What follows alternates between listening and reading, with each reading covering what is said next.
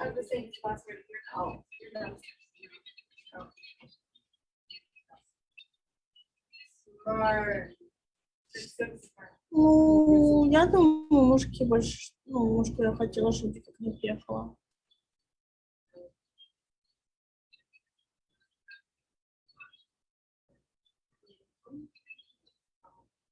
Ну, слушай, ну, хотела и сделала.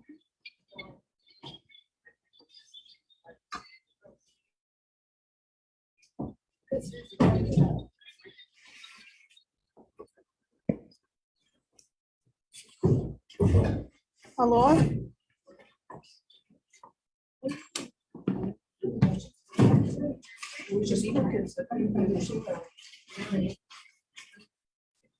Да, просто пропала. Алло, ты пропала. Да, ты замолчи. Yeah. And then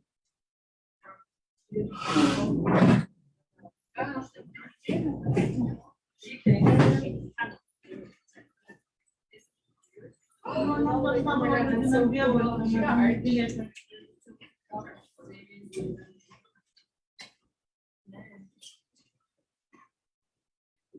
ну, да, у меня там была проблема с упаковкой. Там билет в Яс кинулся, а из Яс не ой, что такое?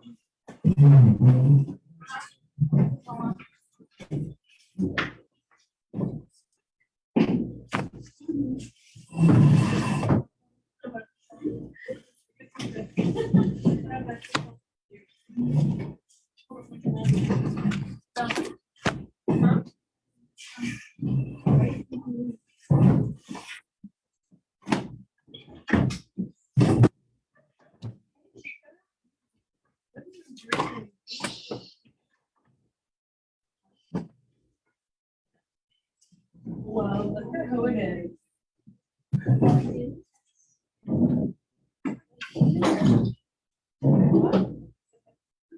Yeah.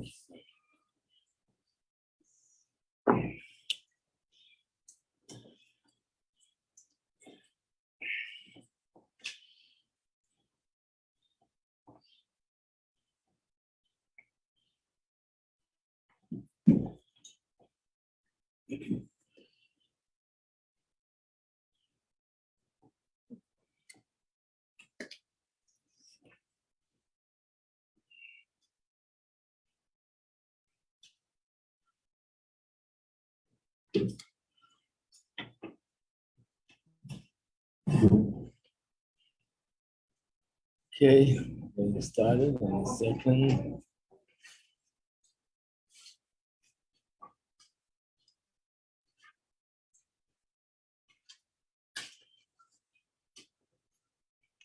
So we're starting a new minor.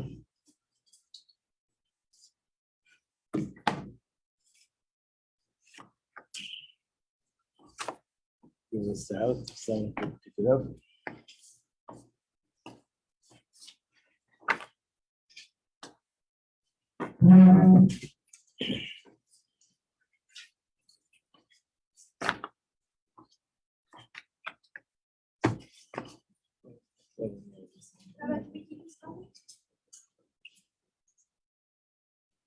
What? Yeah, these copies you can keep, yeah.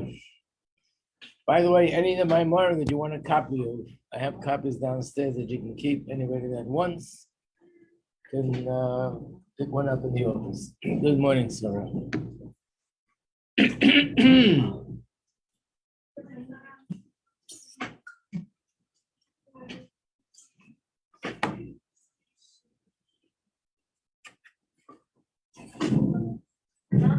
Okay.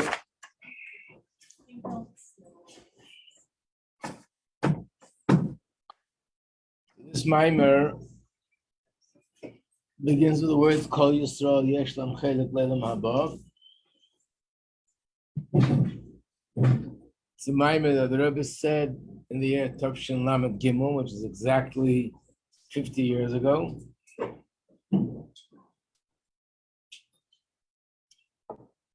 However, at the time the Rebbe said it, the Maimon wasn't edited. And years later, as I once mentioned, that the Rebbe stopped saying Maimorim altogether. But at the same time, he began to edit Maimorim of the past, which means now we can rely much more on the Maimon because the Rebbe edited, put in things, added, took away, and basically something which is edited by the Rebbe, we know that everything is precise and everything is 100%. So this was done in the year 1990. That means there's a set of the Rebbe's Maimorim called Maimorim Melukit, and this is in volume 4. Of course, it's relevant to the time because, well, yes and no. The general custom is that people learn Pirkei Avos between Pesach and Shavuos, and then they stop. And the next time they do it again is next year between Pesach and Shavuos.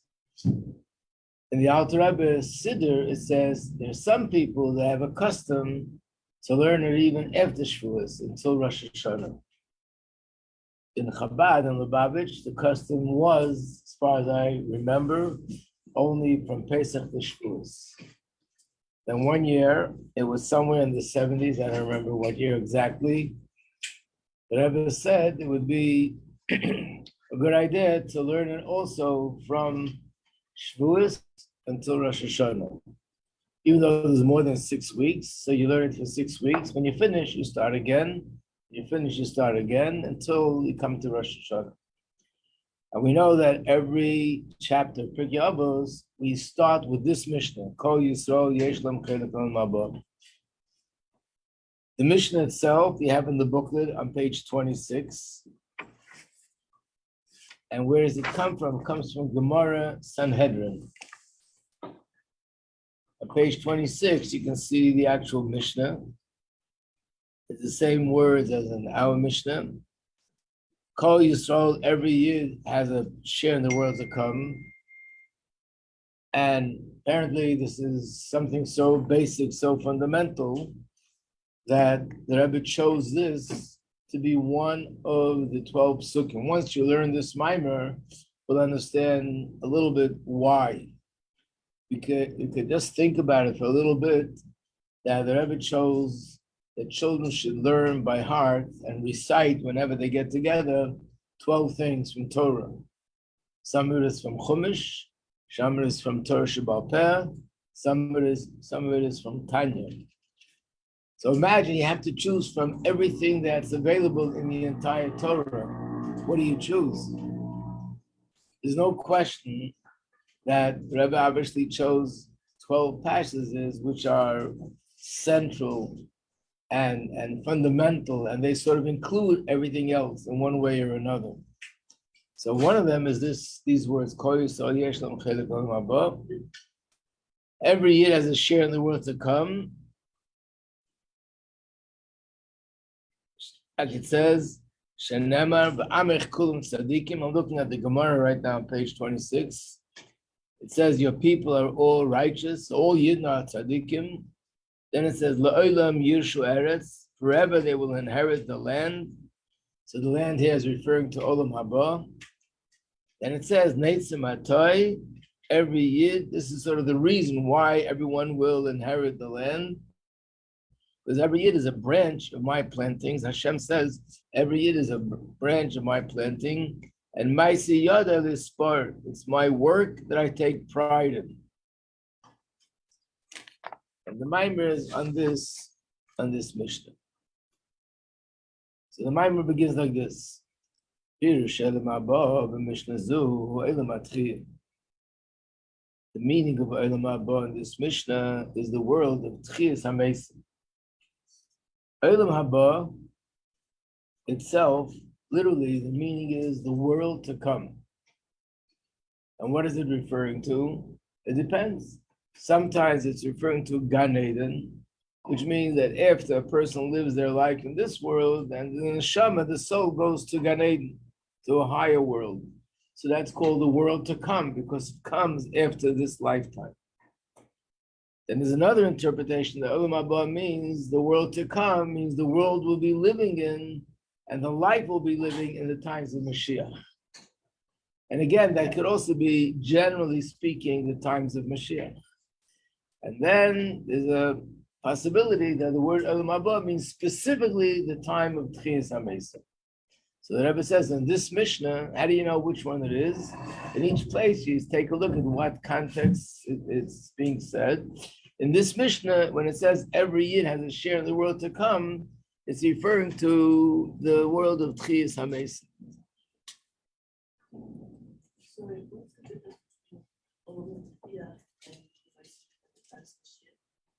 Tchias HaMesim will be at a later point, that there's different stages in times of Mashiach. Right. That's what the Gemara is referring to, is bringing two stages.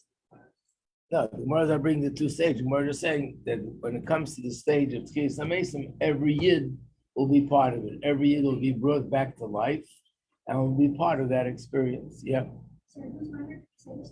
This is the Rebbe's Maimer, and he said it 50 years ago.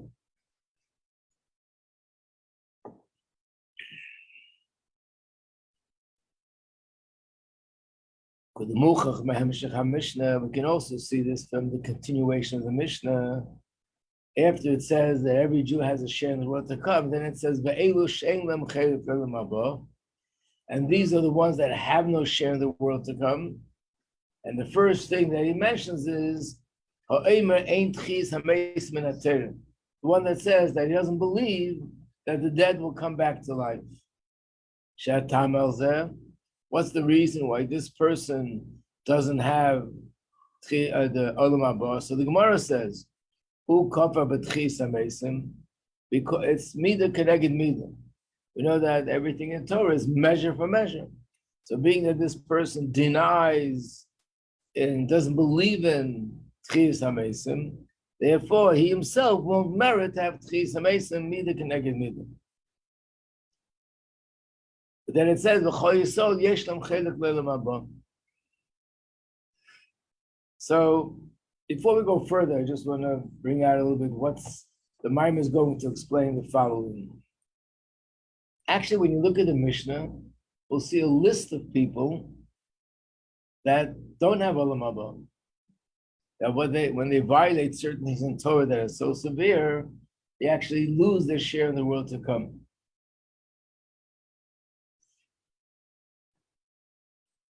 Nevertheless, the Rebbe is saying that does not apply to Tchias HaMesim. Tchias HaMesim is something that everybody will have a share.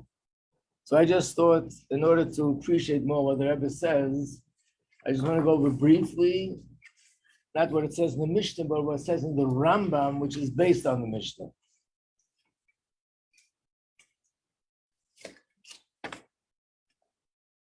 Turn to page 6 in the booklet.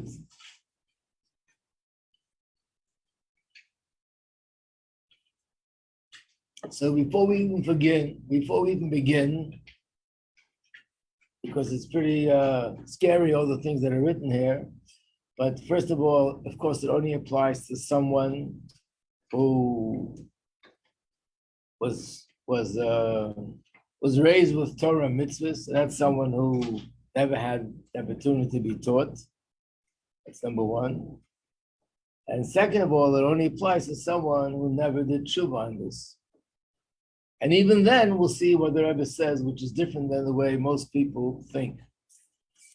Again, I know it's a bit heavy, we'll see. But the reason why I'm bringing the heavy part is so we should be able to appreciate the other part, where it says, Kol Yisrael yesh lam chelik l'olam haba. So this is what the Rambam writes, which is the book of Halacha.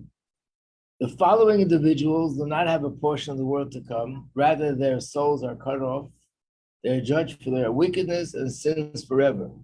These people, one group is called Minim, one group is called Apikursim, those who deny the Torah, those who deny the resurrection of the dead and the coming of Mashiach. Page 7. And he starts listing those who rebel against Hashem, those who cause many other people to sin, those who separate themselves from the community, they don't want to be part of the Jewish community, those who proudly commit sins in public, like Yochum did, meaning not only they commit a sin, but they make it known out of defiance for Hashem and for Torah. Those who betray Jews to Gentile authorities, which means they inform a non-Jewish authority to arrest a Jew or to punish a Jew for something. Those who cast fear upon people for reasons other than service of Hashem, meaning leaders of community that intimidate people just for their own personal pleasure. Murderers, slanderers, people who are into Lashon Hara. By the way, doesn't mean a person who once spoke Lashon Hara. It means a person that sort of is very into this. One who extends his foreskin not to appear circumcised. And then he goes in, 5 individuals are described as minim. Who are the 5 groups? One who says there is no God or ruler in the world. Yes, that's an atheist. One who accepts the concept of a ruler but maintains that there are 2 or more. Doesn't believe in the oneness of Hashem. One who accepts that there is one master of the world but maintains that he has a body or a form. He has some sort of a physical form. One who maintains that he was not the sole first being and creator of all existence.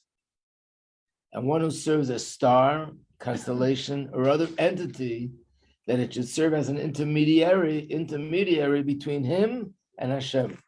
That's called minim in the language of halacha. What's apikoros?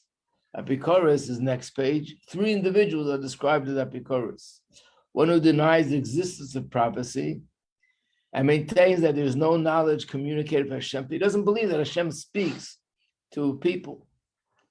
One who disputes the prophecy of Moshe is a separate category of apikoros. In other words, even if he denies Bichlal that there are prophets, but if he specifically denies Moshe Rabbeinu, that's even harsher. And the third category is one who maintains that the Creator is not aware of what people are doing. Hashem doesn't know what's going on. Each of these 3 individuals are apikoros. Then there's 3 others, which are described as people who deny the Torah. What does it mean to deny the Torah? He mentioned it before. One who says that the Torah, even one verse or even one word, is not from Hashem. If he says Moshe Rabbeinu made these statements on his own, that's considered denying the Torah. Another possibility is one who denies the Torah's interpretation, which is the oral law. In other words, he only believes in the written Torah and not in the Torah Sheba'al Peh, like Tzaddik and Baisus, which were the Tzedukkim. The third category is one who says that even though the Torah came from Hashem, nevertheless, Hashem replaced one mitzvah with another mitzvah. And there's certain things in Torah which are no longer, which is, for example, what the Christians believe or what the Muslims believe. These are also considered denying the Torah. In other words, these religions believe that the Torah existed, and they believe that these mitzvahs existed. But one group says that it's no longer relevant, or Hashem changed it, and one group says that it's not literally, it's some sort of a metaphor. Either way, it's considered denying the Torah. There are 2 categories which are considered mumar. What does that mean? One is in regards to a single mitzvah, which means he takes a certain mitzvah and he willfully, intentionally commits this particular sin to the point where he's so accustomed to committing it, and his deeds are known publicly. In other words, he wants everybody to know that he disregards this mitzvah. To him, he doesn't consider this mitzvah. He deals with it with contempt. And it doesn't matter if it's a major mitzvah or a minor mitzvah. For example, someone who made a practice of constantly wearing shatnez. Shatnez is when you wear a garment that's wool and linen together, or cutting off his payas, that it appears to him as if the mitzvah has been changed. Such a person is considered an apostate regarding that matter. And of course, it's only considered that way if he does it out of defiance Hashem. He's angry at Hashem, and therefore he decided to not obey the certain mitzvah. Then there's someone who is apostate regarding the whole Torah, which means he chas v'shalom converts to another faith. And he says, what benefit do I have by being a Yid? Yidden are being debased and pursued, and they're suffering. It's so much better to hold on to other ones which they have the upper hand. That's an apostate against the entire Torah. What's the category of those who machtia sarabim, cause many people to sin? This is people like Yeravim, Tzaddik, and Baisas. These are the people they created. They caused thousands of other people to sin. Those who cause them to commit a slight sin, even the nullification of a positive commandment. These two did something much more severe. Like Yeravim ben Nevat caused people to do avodah zarah. Tzaddik made people deny all of the oral Torah. But even if it's one Aveira, but if you cause many other people to do that Aveira, that's also considered in this category. And it includes both categories. One who forces others to sin, like Menashe. Menashe, who was the king of Israel, he was the son of Chizkiyahu, who was such a big tzaddik that Hashem wanted to make him Mashiach. And yet his son was Menashe. And Menashe killed Yidden if they didn't do Avodah Zarah. And those, so it's either you do it in a way like you force someone, or even if it's not forcing, you just try to convince someone to abandon something in Torah. That's called Machtias Harabim. What does it mean? A person who separates himself from the community, which means even if he didn't transgress, he didn't do an actual Aveira, but he doesn't do the mitzvahs together with them, doesn't take part in their hardship, doesn't join communal fasts. In other words, he does his own thing. He acts as if he doesn't belong. He's not part of the community. When we say that those who commit Averas publicly, like Yaakov, doesn't matter if it's a severe mitzvah Avera or something which is light, such behavior still will bring a person to lose a share in the world to come. This is called Megala Panim B'Torah Shleik Halacha, someone who distorts the Torah and defies what it says in Torah. Number 12, there are two categories. What does it mean betraying Jews to Gentile authorities? One who betrays a fellow Jew to the Gentiles so they may kill him or beat him. So everyone understands that's very severe. And one who hands over a fellow Jew's money to Gentiles. No, I'm not doing anything that's going to put him into danger. He'll lose money. I'll make the authorities take away his money, and he'll have damage that way. In both cases, he loses a share in the world to come. A Yid, if he has an issue, must go to Bezdin. You're not allowed to go to non-Jewish authorities. In a case where a person doesn't follow Bezdin, then you go to the Bezdin, and they give you they authorize you that you could go ahead and to go to the authorities to take care of the issue. Then there's number 13, those who cast fear upon people for reasons other than service of Hashem. This refers to people who are mainly in a leadership position. They rule the community with an iron hand, cause them to be intimidated by him and to fear him. But his intent is not because he feels that's the way to get them to do the right thing. It's just his honor. In other words, he wants people to be afraid of him. That makes him feel better about himself. And these are the way the Gentile kings were, just killing anybody or anyone that didn't, look the right direction, because they wanted to instill fear in them and intimidate everyone. That's what felt. To him, this was his honor. Everybody's afraid of him. All the 24 individuals listed above will not receive their portion of the world to come, even though they are Yidden. And then he says something. These are other sins which are less severe than those mentioned. Nevertheless, our sages say that a person who frequently commits them, in other words, he's very used to doing this on a regular basis, will also lose a share in the world to come. And therefore, one should be very careful regarding these inyanim. What are these things? One who invents a disparaging nickname for someone, in other words, someone who creates a nickname which is making fun of another person, and it catches, everybody calls them by that nickname. So the one who invents it is one category, and then the one who actually uses it and calls them by that name is another category. One who embarrasses other people in public, one who gloats over someone else's shame. In other words, they talk about other people's downfall, other people's weaknesses, other people's failures, and they talk about it in order to bring out how they are better than the other person and they're more successful than the other person. So they're using that person's unfortunate situation to enhance their own situation. Another category is one who disgraces Torah sages, someone who says something disrespectful against the Torah sage, one who disgraces his teachers in general, one who degrades the festivals, which is referring to Chol HaMoed, and Bechlal, a person who profanes sacred things. In other words, things that are holy, he treats them without due respect. Again, these are the things that if a person does this on a regular basis, no, this is not the one with a regular basis. Yeah, or maybe this is part of that. That these are the person who loses the share in the world to come. Okay, after hearing all this, the Rambam says the following. However, when does this statement that these individuals that have a portion will come apply? When they die without having doing tshuva.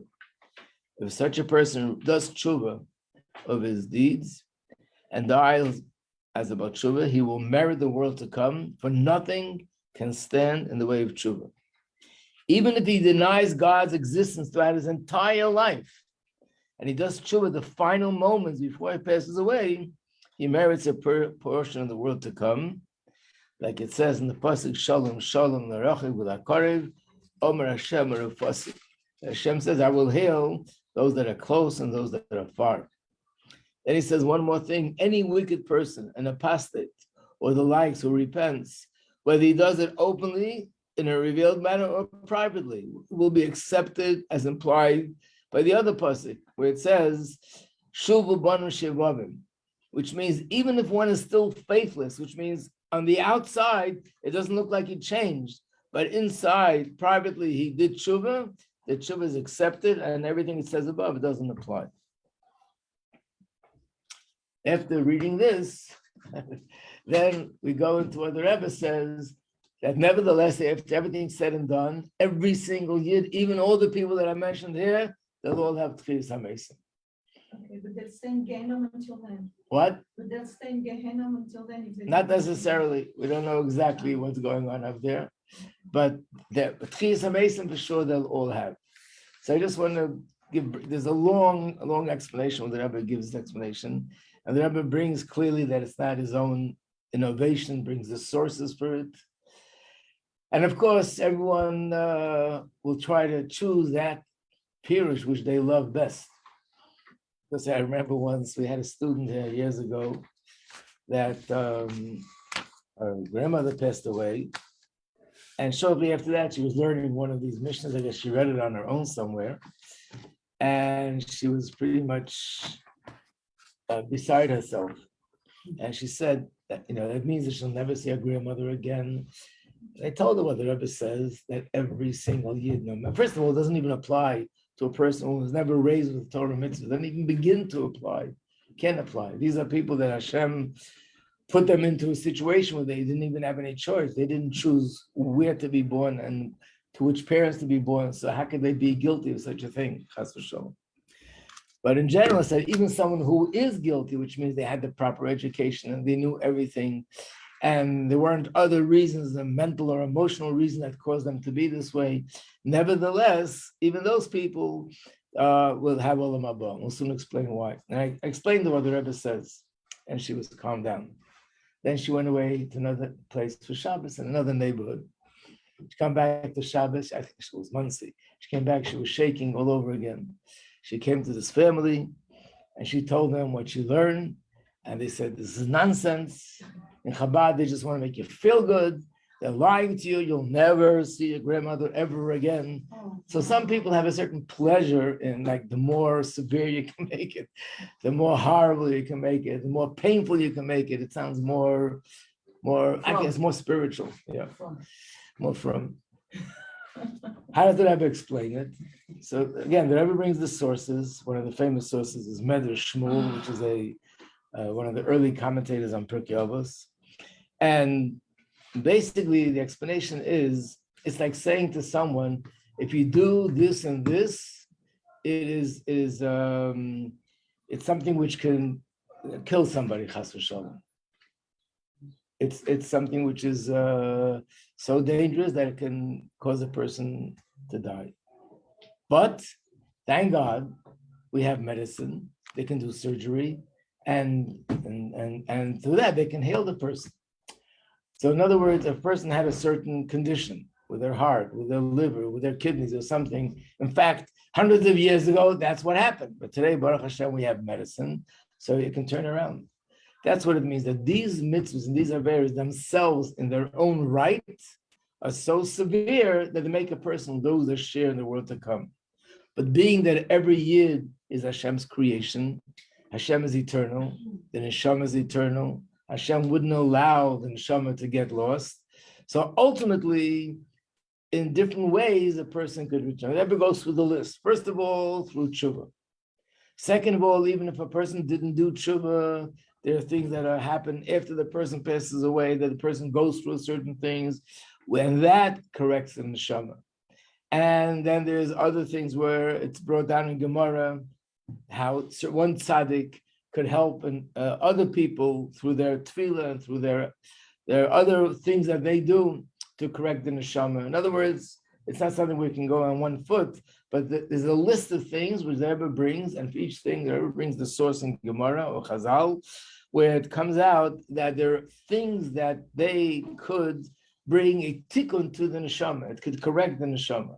So basically what it means is that these averas themselves in their own right is something which makes a person lose his share in the world to come. But being that there are other things in Torah that say that could correct the damage, starting from tshuva and starting them with other things, so therefore even that will happen. Now it doesn't necessarily apply to Gan Eden, but it applies to Tchias HaMesim, and that's what the Mishnah is going to talk about. That's what the Maimon is going to talk about.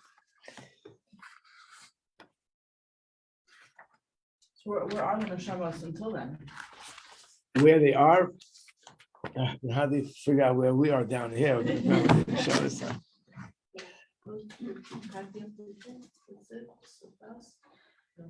What? It's 9:10. Okay, we'll start a little bit. So the fact that it says that every yid will merit Olam Haba, that's only Olam Haba. The Gan Eden, see, when it comes to Gan Eden, so where am I reading from? 1, 2, 3, 4, 5, 6 lines from the top. The first page, page 1, and the line begins with the word Eden. Began Eden Ksiv is a pasuk, Mi Yale Bahar Hashem, who can ascend to the mountain of Hashem, etc. And then it says, Neki Chapayim, person who has clean hands, Bar Levav, a pure heart. In other words, Yeshnam Kama Tnoyim, there are many conditions that a person needs to have. B'chdei lalis the Gan Eden. In order to go to Gan Eden, the neshama has to be a certain way. Afilu Gan Eden hatachten. As we know that there are two levels in Gan Eden. One is called Gan Eden ha'elyon, the higher chamber of Gan Eden, and one is called Gan Eden hatachten, the lower chamber of Gan Eden. So even to get to the lower chamber of Gan Eden, there are many conditions. There's a footnote here, number 5, where the Rebbe makes reference to a story in Gemara. There's a story in Gemara with one of the sages. His name was Elisha ben Avuya. His name is in Gemara. His name is found in the Mishnah. He was a Tana. This is the one case which is sort of very, very unusual, that he became, first he was a Tana, and not only that, his statements are still found in the Mishnah, and then something happened. He saw something that shook up his faith, and he became an unbeliever. And the Gemara says that when he passed away, there was a dilemma. The dilemma was like this: the heavenly court ruled he can't go to Gehenna because he studied so much Torah, and that merit will block him from going to Gehenna. He can't go Gan Eden because after that he did the sins that he did. So how could he go into Gan Eden with all those sins? So he'll be nowhere, like you said before, not Gehenna and not Gan Eden. So where is he? I don't know. He'll be not, in neither. But for the neshama, it's a painful thing, because even though Gehenna is painful, but Gehenna refines the person and prepares the person that he can go to Gan Eden. But not to be here, not to be there is nothing happening in a certain sense. Doesn't he get the chance to reincarnate? Come back I guess it depends maybe what it was, how long this period is. But for him, it says in Gemara that Rabbi Meir was his student. In fact, Rabbi Meir was so connected to him that even after he lost it, Rabbi Meir still came to him, still learned from him. And the Gemara says, how can you go learn from a person who became a wicked person? And the Gemara says he knew how to, only he can do it. No one else can compare to Rabbi Meir. And the Gemara uses the analogy, he knew how to eat the fruit and throw away the pits and throw away everything else that's not part of the fruit. In other words, he was able to separate what was kosher and what was not kosher. And Rabbi Meir said after his passing that being that he can go in, when he passes away, he said on himself, he's going to go up to the heavenly court and he's going to pray that and do whatever he can that he should go to Gehenna. And that's what, and he said that when that happens, you'll see smoke coming out of his grave. That's a sign that he entered Gehenna. It's Rameir Balnas? Yeah. Wow, so he's like a very intuitive person. Yeah, and that's what happened. He passed away, and there was smoke coming from Acher, from Elisha's grave. About 100 years later, there was another great tzaddik whose name is Rabbi Yechanan. Rabbi Yechanan said, that's the greatness of a great person, that he gets his Rebbe to burn in Gehenna. When I go there, he said, I will do the opposite. I'll find a way to get him out and get him into Gan Eden. And when that'll happen, you'll see the smoke will stop. So Rabbi Yechanan, after he passed away, the smoke stopped. He went into Gan Eden. So the Rebbe writes in this footnote that from the Gemara, it seems that if Rabbi Meir wouldn't have intervened, he never would have gotten into Gan Eden. So there are some situations, and of course, this is different because a person of such caliber to go down so low is different than an ordinary person doing an Avera. But it means that going to Gan Eden requires certain conditions. Vashenk and Lamatchia, but the world of Tchis HaMesim is different. Kol Yisrael, every single Yid without exception, Yesh Lam Chelek Le'olam Haba. When the time of Tchis HaMesim comes, every single Jew will be part of that process. Even the people that the Rambam mentions, because like I said before, one way or another, there are things that happen and things that are done that wipe away the sins and wipe away the damage, wipe away the defects, and eventually they're also able to Gan Eden. The Rebbe's question is going to be, we don't have time to do it inside, how could that be? Tchis HaMesim is so much greater, and the Rebbe will prove that Tchis HaMesim is so much greater, so how could it be Gan Eden, which is not so great? You have conditions. Tchis HaMesim, which is infinitely greater than Gan Eden, everyone is able to get in without the conditions. The final stage. Okay, we'll have to look inside. You have to come tomorrow to get the answer to the question. Otherwise. Yes, Sarah. Do non-Jews have Gan Eden? What? Do non-Jews have Gan Eden? Yeah. Olam Haba, the Rambam writes, Chassidus Rabbi especially. And Mashiach comes. Okay, we'll stop here. Question for next week. For tomorrow. Question for tomorrow.